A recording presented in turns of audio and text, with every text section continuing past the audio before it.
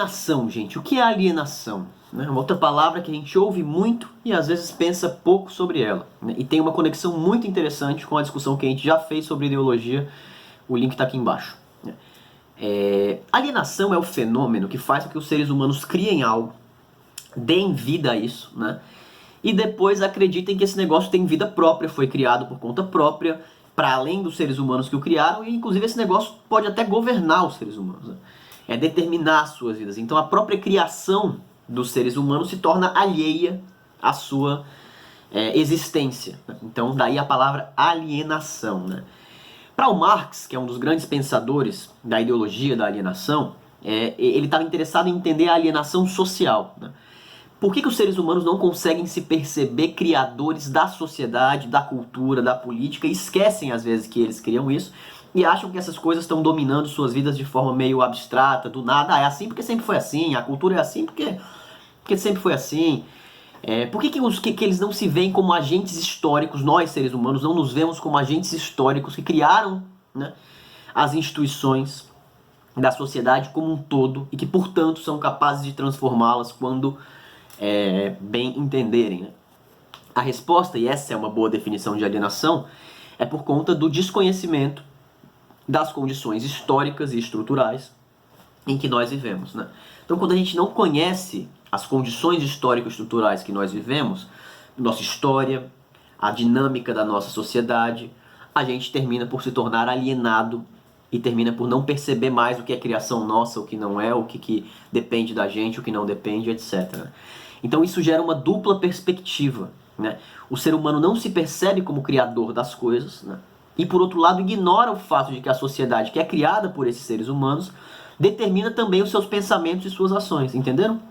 Vejam, a gente não percebe que cria as coisas, por um lado, e por outro lado não percebe que essas coisas criadas passam a determinar também a forma como nós pensamos e agimos. Dá pra gente falar de 3 formas de alienação social. A primeira forma é quando a gente não se reconhece como criadores da sociedade, e produtores das instituições sociopolíticas, e a gente não se vê influenciado por elas, como eu falei ali antes.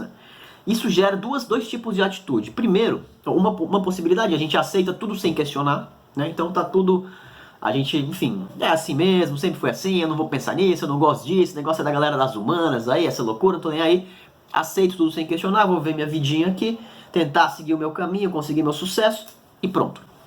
E a outra forma, que também não rompe com essa alienação, é a gente se rebelar individualmente, julgando que a nossa própria inteligência pode mais do que pode superar os condicionamentos da sociedade, achando então que a questão é uma questão individual. Isso também é fruto de um tipo de alienação, que é justamente quando a gente não percebe que a sociedade é criada por nós e não percebe que essa mesma sociedade nos influencia.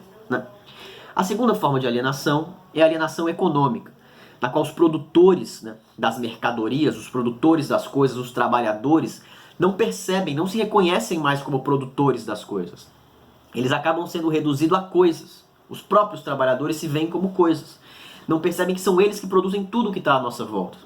São os trabalhadores que produzem o celular no qual eu estou gravando essa aula, esses livros que estão aqui atrás, o computador que está aqui atrás de mim, a roupa que eu estou usando, o relógio que você está usando, o seu óculos, a sua mesa, tudo é produzido por trabalhadores. Quando os trabalhadores passam a deixar de perceber que eles são o instrumento-chave da produção, eles têm um tipo de alienação econômica. E isso faz com que eles não percebam que se eles pararem de produzir, a sociedade capitalista também para. Portanto, isso faz com que eles não percebam o poder que eles têm organizados. E daí, a alienação ser um dos fatores importantes para a manutenção do sistema capitalista.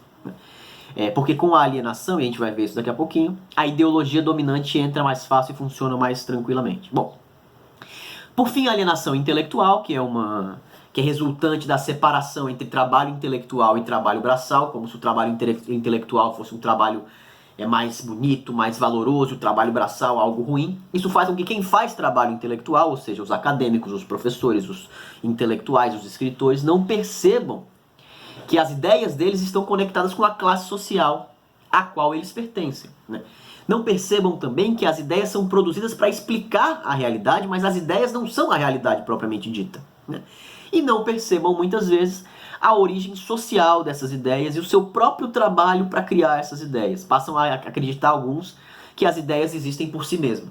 né, que elas estão aí pairando no ar. Né? Então, a alienação é a base, né, é a base da manutenção do status quo, das coisas como elas estão. É a base da proliferação da ideologia dominante. Se os trabalhadores, se as maiorias são alienadas, as ideologias dominantes, que vêm como senso comum, né, como esse conjunto de ideias, né, que permeia, que é originado nas classes dominantes, mas que termina permeando toda a sociedade, esse conjunto de ideias é o senso comum. Tudo que você pensa, fala, sem estudar muito, é o senso comum. Você aprendeu ouvindo, não sei o que, ouvindo um, ouvindo o outro, isso daí tem a ver com as ideologias dominantes.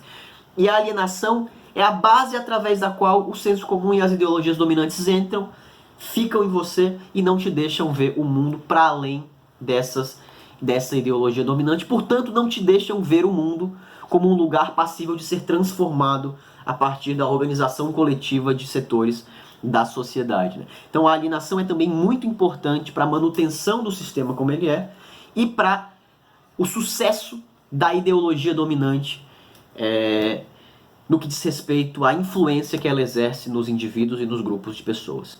Beleza? Um abraço, espero que tenha sido útil para vocês.